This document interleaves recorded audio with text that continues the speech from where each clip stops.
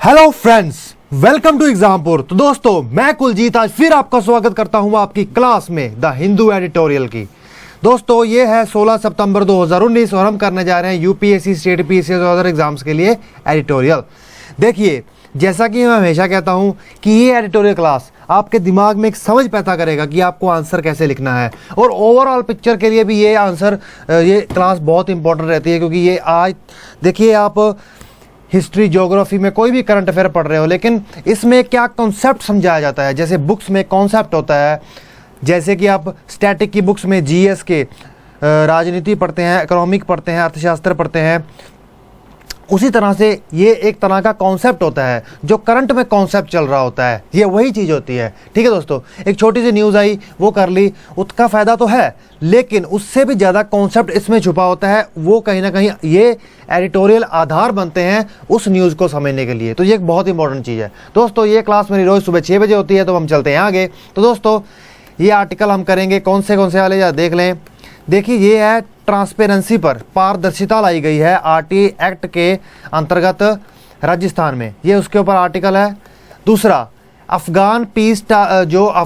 अफगानिस्तान में तालिबान और यूएसए के बीच में पीस टॉक्स चल रही है, वो ख़त्म हो गई है, उसके ऊपर सारी वार्तालाप होगी। तो सबसे पहले आते हैं, रास्ते भी जिद्दी हैं, मंजिलें भी जिद्दी हैं, देखते हैं कल क्या होगा, हौसले भी जिद्दी हैं। कुछ ऐसे ही आपका एटीट्यूड होना चाहिए तैयारी को लेकर। तो दोस्तों, अभी हम शुरू करते हैं हमारी क्लास को। तो क्लास में वो सबसे पहले क्या कह रहा है, वो कहता है एक माइलस्टोन प्राप्त किया गया है। ठीक है दोस्तों, ग्रेटर ट्रांसपेरेंसी, ज़्यादा से ज़्यादा पारदर्शिता और उत्तरदायित्वता लाने में किस तरह से, वो जरा देखा जाए। तो दोस्तों, जैसे कि मैं बात करता हूँ कि ये काम किया है राजस्थान की सरकार ने। राजस्थान की सरकार ने आरटीआई कानून के अंतर्गत, मतलब आरटीआई क्या है, राइट टू इंफॉर्मेशन। जैसे कि इसका पहले समझ लें क्या है, छोटी सी बात। देखिए, बहुत सी बात चली कि ये लोकतांत्रिक देश है, सरकारें चुनी जाती हैं, लेकिन ये जो लोकतंत्र है ये इनडायरेक्ट डेमोक्रेसी है, डायरेक्ट डेमोक्रेसी नहीं है, इनडायरेक्ट। ठीक है दोस्तों, डेमोक्रेसी, लोकतंत्र होने के कारण उन्होंने कहा कि जो भी काम सरकार करती है उसके बारे में लोगों को कैसे पता चलेगा।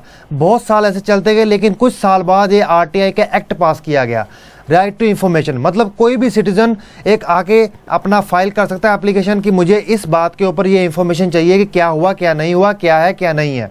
तो इसके ऊपर उसको एक प्रोसेस होता है, उस प्रोसेस के द्वारा फिर कुछ दिन बाद, कुछ महीने बाद, या 40 दिन या 30 दिन में उसको वो इंफॉर्मेशन मिल जाती है। ठीक है दोस्तों, अब लेकिन इसमें एक बहुत बड़ा और अच्छा स्टेप लिया गया है, जिससे कहा जाता है कि राइट टू इंफॉर्मेशन एक तो बहुत जल्दी हो जाएगा और बहुत ज़्यादा ट्रांसपेरेंट, पारदर्शिता से भरा हो जाएगा। अब वो देख ले किस तरह से। दोस्तों, राजस्थान ने जन सूचना पोर्टल, क्या जन सूचना पोर्टल, ये आंसर आ सकता है कि which of the following state, निम्नलिखित में से किस राज्य ने जन सूचना पोर्टल लॉन्च किया है। तो आप बताएंगे राजस्थान ने किया है। ठीक है दोस्तों, तो जन सूचना पोर्टल में एक अचीवमेंट हासिल की गई है राइट टू इंफॉर्मेशन के अंतर्गत। राइट टू इंफॉर्मेशन मैंने आपको समझाया गया है। वो कहते हैं इसमें स्पेशली जो सेक्शन 4 है राइट टू इंफॉर्मेशन एक्ट का, वो कहता है deals with the proactive disclosure of information. मतलब आप अपनी तरफ से ऐसे पहल उठाएं, सरकार को कहा जा रहा है कि जिससे वो इंफॉर्मेशन लोगों को पहुंचे। ठीक है दोस्तों, तो अब बात आती है transparency must be accompanied by accountability. वो कह रहे हैं ट्रांसपेरेंसी, पारदर्शिता, अकाउंटेबिलिटी, उत्तरदायित्वता के साथ होनी चाहिए, ताकि बता उत्तरदायित्व भी हो और ट्रांसपेरेंट, पारदर्शिता भी हो। तो कह रहे हैं कि जेएसपी, जन सूचना पोर्टल, एक बहुत ज़्यादा वैल्यू रखता है, इसका बहुत बड़ा महत्व है। वो कैसे, वो कहते हैं the power of making state government accountable, वो ताकत जिससे स्टेट गवर्नमेंट, राज्य की सरकार को उत्तरदायी बनाया जाता था हर उस व्यक्ति के लिए जो असेस करता है, जो जाता है इंफॉर्मेशन लेने के लिए इस पोर्टल से। पोर्टल क्या है, जन सूचना पोर्टल, कि वो अपना टाइप करेगा कि मुझे कौन सी इंफॉर्मेशन चाहिए, उसकी एग्जांपल देके हम बात करेंगे। ठीक है दोस्तों, किस तरह से। तो फिर वो कहते हैं कि उन्होंने पहले क्वेश्चन रखा कि क्या ट्रांसपेरेंसी जो उत्तरदायित्वता के साथ लाई जाएगी, क्या वो इस सिस्टम को बदलने में कामयाब होगी। ठीक है, कोई चेंज ला पाएगी। तो वहीं पर राइटर एग्जाम्पल देते हैं कि जब सुप्रीम कोर्ट में ई कमेटी, इलेक्ट्रॉनिक कमेटी थी, तो उन्होंने क्या किया, उन्होंने ट्रांसपेरेंसी, पारदर्शिता लाने के लिए किसमें, अपने जुडिशियल डिलीवरी सिस्टम में कहा कि national judicial data grid launch की गई, जिसके अंतर्गत जितने भी पेंडिंग केसेस या फिर जितने भी केसेस का डाटा है वो ऑनलाइन निकाल दिया गया, और जिससे ये पता चला कि 70,000 से ज़्यादा केसेस पेंडिंग पड़े हैं, लंबित पड़े हैं पिछले 30 सालों से। तो ये बहुत गलत बात है ना। तो इस चीज़ को कहीं ना कहीं जो जितने भी कोर्ट और रजिस्ट्रार्स थे उन्होंने वेलकम किया कि ठीक है, अगर कोई देरी हो रही है तो हमें पता होना चाहिए, हम उसको वेलकम करते हैं। तो दोस्तों उसके बाद क्या हुआ, कोर्ट ने ऐसा काम शुरू कर दिया, अपना प्रोसेस शुरू कर दिया कि वो जितने भी पुराने केस फंसे हुए थे उनको जल्दी से जल्दी पूरा किया जाए, ताकि लोगों को जो शोषण हो रहा था उससे बचाया जा सके। और इससे एक चीज़ हुई, एक तो कोर्ट का काम प्रोसेस जल्दी हो गया, दूसरा उत्तरदायित्वता के साथ पारदर्शिता हमें मिली। ठीक है, किसको? सिविल सोसाइटी को। हम सिविल सोसाइटी तो है, नागरिक तो है, आम नागरिक। तो इसके बाद वो कहते हैं कि सेवरल असेस पॉइंट्स किस तरह से बात करते हैं यहाँ पर। वो फिर यहाँ पर तो उन्होंने एग्जाम्पल दी ना कि क्या पारदर्शिता जो उत्तरदायित्वता के साथ होगी वो हमें बेनिफिट देगी। यहाँ पर जैसे कि उन्होंने कहा कि उत्तरदायित्वता के साथ पारदर्शिता आनी चाहिए, आर्टिकल में एक्ट में कहा, तो उन्होंने यहाँ पे एग्जाम्पल देके समझा दिया कि हाँ ये चीज़ हो सकती है। तो दोस्तों उसके बाद बात आती है फिर जन सूचना पोर्टल पे आ जाते हैं। हमारा जन सूचना पोर्टल वो कह रहे हैं कि गवर्नमेंट की हर हरकत हर एक्टिविटी, ठीक है, अगर गवर्नमेंट किसी को कान पे थप्पड़ मार रही है या कान पे थप्पड़ खा रही है, हर एक्टिविटी, ठीक है दोस्तों, चाहे वो अवेलेबिलिटी ऑफ फूड ग्रेन्स, मतलब कि जो राशन दिया जा रहा है राशन की दुकानों पर, ठीक है, उसके ऊपर सूचना हो कि क्या किस किस व्यक्ति को वो राशन कार्ड मिला है, इसके ऊपर सूची हो, ठीक है, और जो भी स्कीम योजनाएं बनाई जाती हैं राज्य सरकार द्वारा या केंद्र द्वारा, क्या वो अच्छे तरह से लागू हुई है और किस किस को बेनिफिट पहुंचा है इसके ऊपर, ठीक है, और उससे संबंधित सारी इंफॉर्मेशन इस पोर्टल पर डाल दी जाएगी और व्यक्ति कभी भी जाकर उसको चेक कर सकता है। और इसमें सबसे बड़ी क्या होगी कि उसको देरी नहीं होगी। जैसे कि आरटीआई में क्या होता था कि वो पहले एप्लीकेशन डालते थे, ठीक है, और कुछ दिनों का प्रोसेस होता था, उस दिनों के बाद उनको इन्फॉर्मेशन पहुंचती थी रिटर्न लेटर में। लेकिन यहाँ तो ऑलरेडी इन्फॉर्मेशन एक इंटरनेट पर आपको पड़ी है, जाओ खोलो चेक करो, ठीक है। फिर इसमें वो कहते हैं कि इसमें हमें एक बहुत बड़ा फायदा होगा। रेगुलर बेसिस पर जो गवर्नमेंट ऑफिशियल्स हैं, सरकारी अधिकारी हैं, आईटी प्रोफेशनल्स हैं और सिविल सोसाइटी एक तरह से अपने एंगेज रहेगी, मतलब एक दूसरे से कॉन्टैक्ट में रहेगी। तो ये एक बहुत अच्छी बात है। तो वो कह रहे हैं कि हमारे इंफॉर्मेशन टेक्नोलॉजी जो हमारे पास इतना आधुनिक कंप्यूटर और इंटरनेट जैसी टेक्नोलॉजी है, इसका हमें इस्तेमाल करना चाहिए, ठीक है दोस्तों। तो कह रहे हैं इंश्योर करना चाहिए असेस पॉइंट टू, ठीक है। तो उसके बाद वो बात करते हैं कि इंफॉर्मेशन इज़ अवेलेबल, जैसे कि वो कह रहे हैं कि हालांकि इंफॉर्मेशन इंटरनेट पर अवेलेबल तो है, हर सिटीजन को, चाहे वो म्यूनसिपल एरिया में रह रहा हो, चाहे वो पंचायत में रह रहा हो, ठीक है, उसको इन्फॉर्मेशन पहुँचेगी, ठीक है। तो वो उसके ऊपर वो एग्जांपल भी देके बात करते हैं। वो कहते हैं कि I saw that a random, वो कहते हैं मैंने रैंडमली चेक किया कि कितने नंबर ऑफ लोग, ठीक है, अपने आप को राशन कार्ड में पा रहे हैं। और कुछ लोग ऐसे भी हैं जो कहते हैं कि अब हमें राशन कार्ड की ज़रूरत नहीं, वो उसको हाथ खड़े कर दे कि भाई हमें नहीं चाहिए, ठीक है, आप किसी और को दे दो, ऐसी बातों में। फिर वो कहते हैं कि बैंकिंग ब्रांच की बात हुई है, किसानों को जो कर्ज माफ़ी की बातें की गई है, माइन लीजिंग, इलीगल माइनिंग, इन सब पे भी बहुत ज़्यादा बेनिफिट हमें इन चीज़ों से मिलने वाला है। पॉल्यूशन पर लेकर इन्वायरमेंट को, क्लियरेंस को संबंधित ये सब इंफॉर्मेशन हमें वहीं मिल जाएगी। तो उसके बाद वो बात करते हैं कि what is the important is that tremendous amount of information is available the files of the, वो कहते हैं कि what is the important is that a tremendous of amount of information is available of files of the Rajasthan which is till date.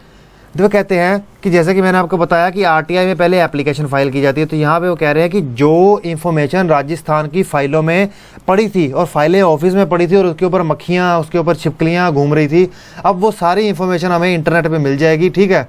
अब ये नहीं होगा कि वो पहले जाके साफ़ करेंगे कि यहाँ पे छिपकली ने क्या कर दिया, ठीक है, गीला कर दिया कि क्या कर दिया। तो ऐसी दिक्कत से वो कह रहे हैं कि अब सारी इन्फॉर्मेशन इंटरनेट पे पड़ी मिलेगी। यहाँ पे जो कुछ दिनों का प्रोसेस लगता था उस टाइम की वेट भी नहीं करनी पड़ेगी, ठीक है। वो कह रहे हैं इमीडिएटली उसी वक्त और फ्री ऑफ कॉस्ट हमें सारी इन्फॉर्मेशन मिल जाएगी। फिर दूसरी बात वो कहते हैं चैलेंज, इसमें कुछ हमारे पास चुनौतियां भी हैं इसको लागू करने में। वो कैसे? वो कहते हैं कि हम सिर्फ कह दें कि एक कैंपेन लॉन्च कर दी जन सूचना पोर्टल, सिर्फ यही काफ़ी नहीं है।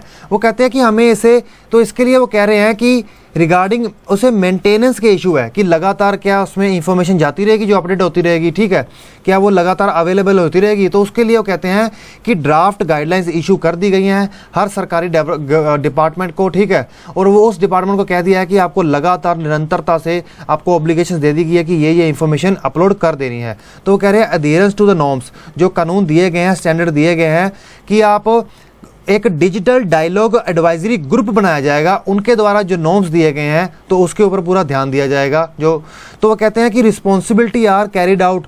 वो कहते हैं कि एडवाइजरी ग्रुप एक मॉनिटरी एजेंसी का काम करेगा कि क्या हाँ सारा काम हो गया है, क्या वाकई अपलोड हो रहा है। तो वो कहते हैं कि ग्रीवांस रिड्रेसल ऑफिसर भी बिठाया जाएगा, मतलब कि अगर किसी को शिकायत है कि मुझे ये इंफॉर्मेशन नहीं मिली तो उत्तरदायित्वता के लिए कि हाँ वो इंफॉर्मेशन आपको मिलेगी, मैं उत्तरदायी हूँ, उसके लिए एक ग्रीवांस का ऑफिसर्स बनाया जाएगा जो आपके साथ जिसके पास आप जाकर शिकायत लिख सकते हो।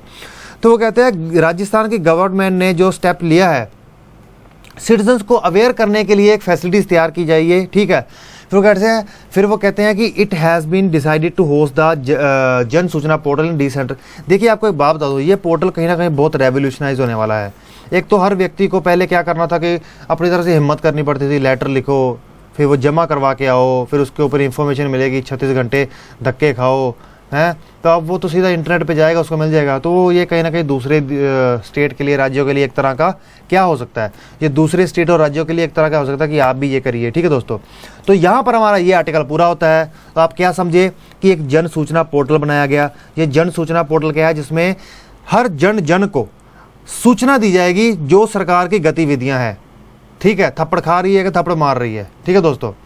उसके ऊपर वो कहते हैं कि इसके ऊपर कुछ ये तरह के स्टेप्स लिए जाने चाहिए, जैसे कानून नॉर्म्स बनाए जाने चाहिए, ठीक है। फिर उसके वो कह रहे हैं कि हमारे पास कुछ चुनौतियां हैं, चैलेंजेस हैं।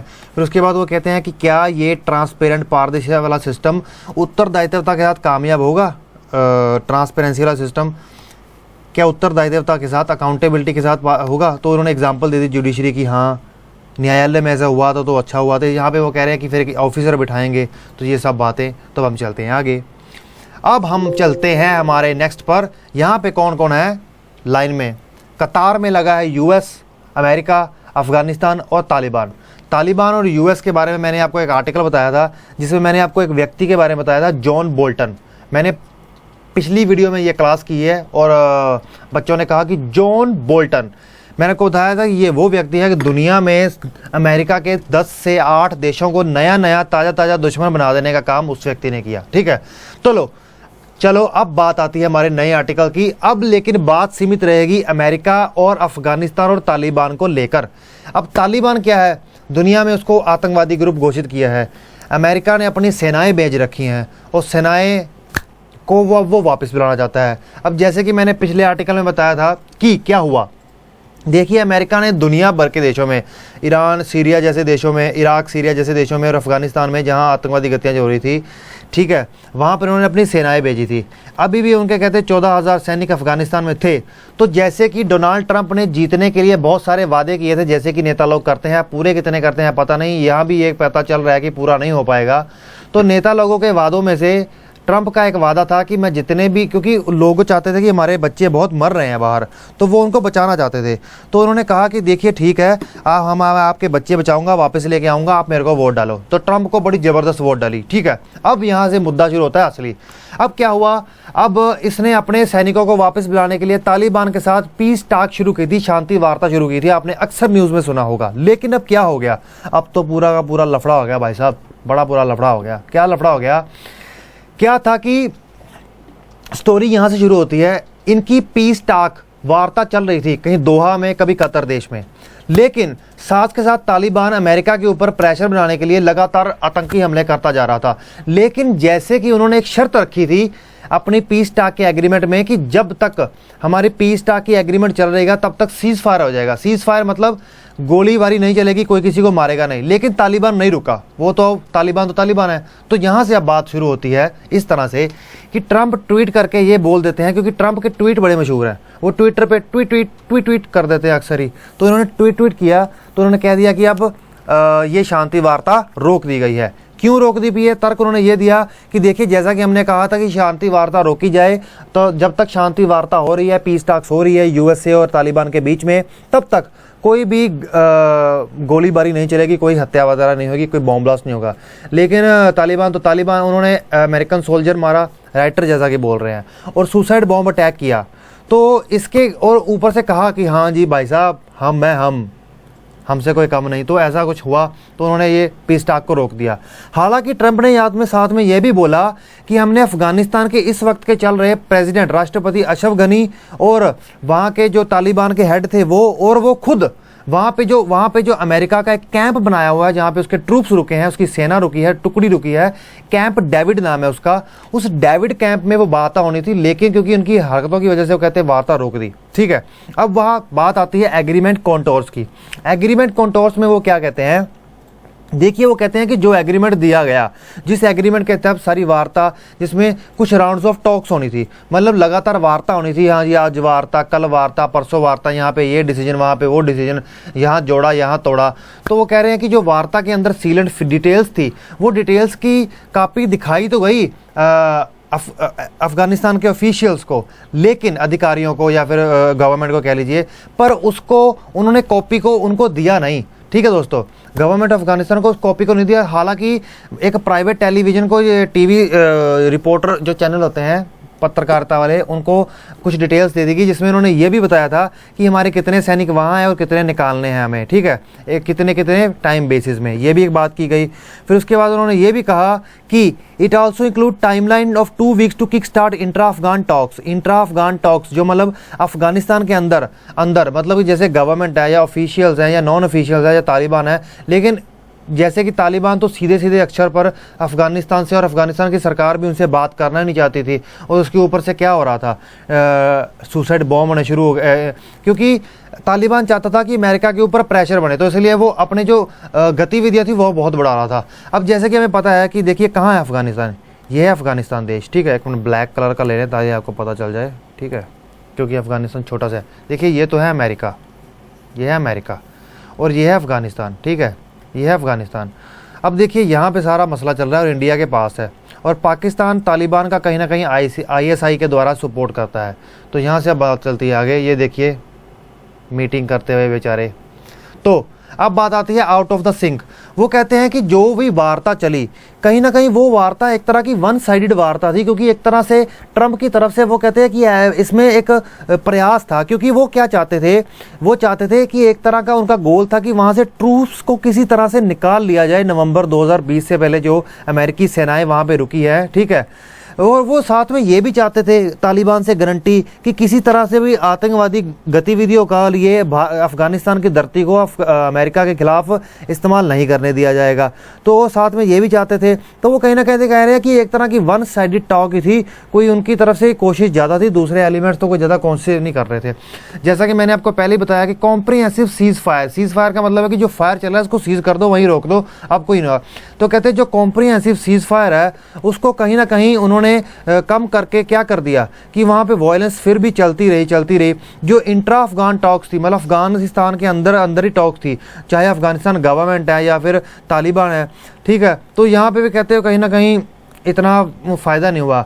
ठीक है, अब नॉन ऑफिशियल्स के साथ भी वो कहते हैं टॉक्स चलनी थी, क्योंकि वहाँ पे एथनिक ग्रुप्स सिर्फ तालिबान ही नहीं है, बहुत सारे एथनिक ग्रुप्स हैं। ठीक है दोस्तों, फिर उसके बाद वो कहते हैं कि बात चली, क्या हुआ कि जब इस वक्त ट्रंप का ट्वीट आया है, और देखिए क्योंकि गतिविधियाँ आतंकवादी बढ़ रही थी। ठीक है, तो वो कह रहे हैं कि जो ट्रंप का ट्वीट आया है वो बहुत सही समय पर आया है। क्यों? क्योंकि वो कहते हैं कि अफगानिस्तान के अंदर प्रेसिडेंशियल राष्ट्रपति के इलेक्शन होने हैं, कहीं ना कहीं अगर ये टॉक्स चलती रहती और उनकी गतिविधियां और बढ़ती, क्योंकि वो और प्रेशर डालते, उनको और मौका मिलता है इलेक्शन में करने का।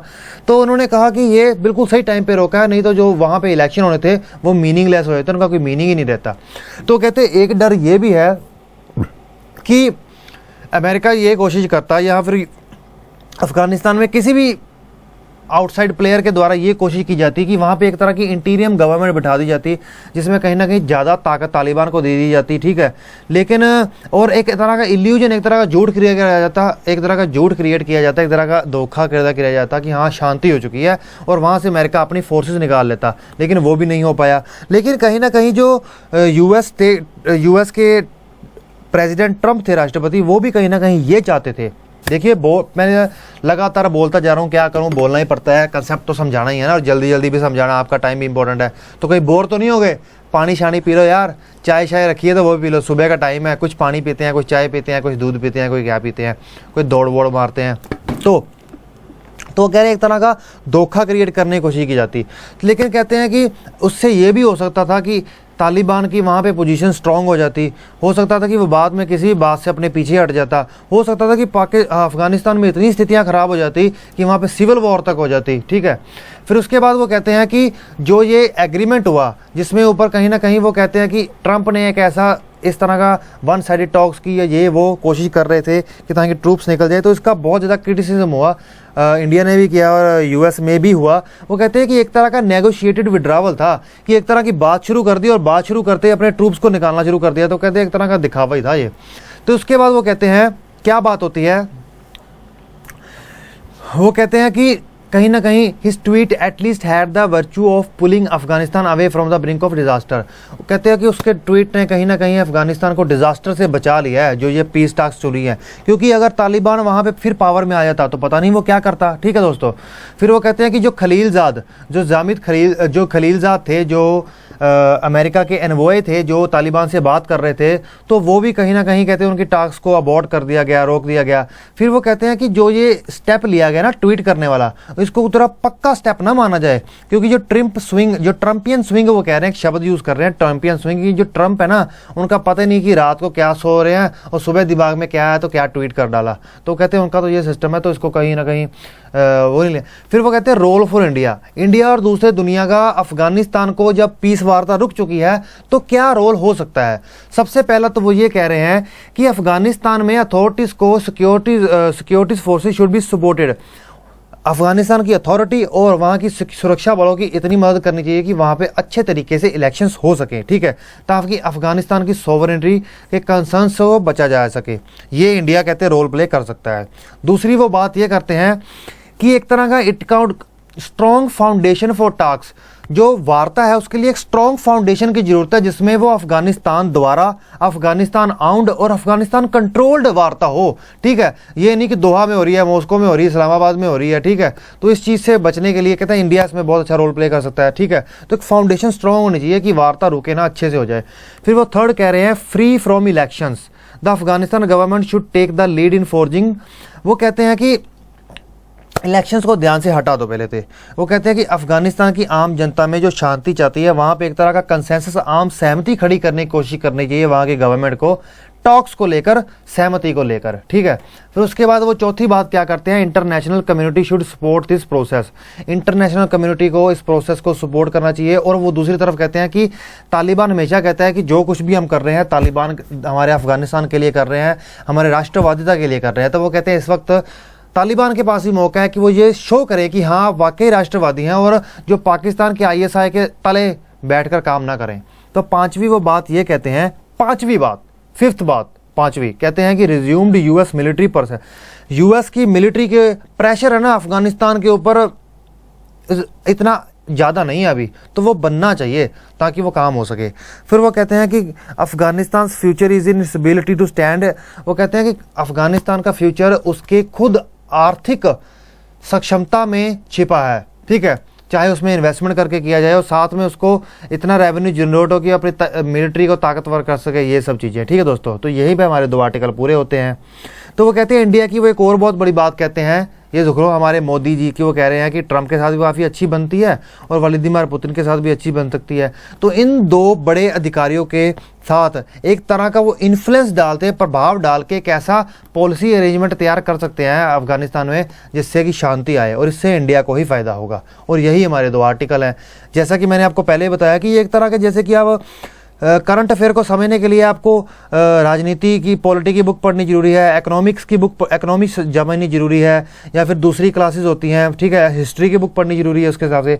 उसी तरह से जो करंट में चल रहा है ना, उसके लिए ये एडिटोरियल्स बहुत जरूरी है। एक तरह का आपका स्टैटिक पोर्शन ही है, इतना मेहनत करके ये करवाया जा रहा है। देखिए, एक व्यक्ति ने कही एक बार पॉलिटी की बुक पढ़ ली, तो उसने दूसरी बात तो रिवाइज ही करना है ना, उसने तो नोट्स तैयार पढ़े हैं। यहाँ पे तो रोज का रोज करना पड़ता है। तो आप ही को बनता है कि आप रोज की रोज सपोर्ट करें। देखिए, आपका हक बनता है, कि मेरा हक बनता है कि मैं आपसे ये मदद की इच्छा रख सकता हूँ। मैं भी मेहनत कर रहा हूँ ना, ये कोई इतना आसान काम नहीं है। जिसको भी लग रहा है ना, तो वो बैठ जाए एडिटोरियल लेकर और बनाने की कोशिश कर ले। मैं चैलेंज करता हूँ उसको जो कहता है कि ये आसान काम है, बहुत मुश्किल है भाई साहब।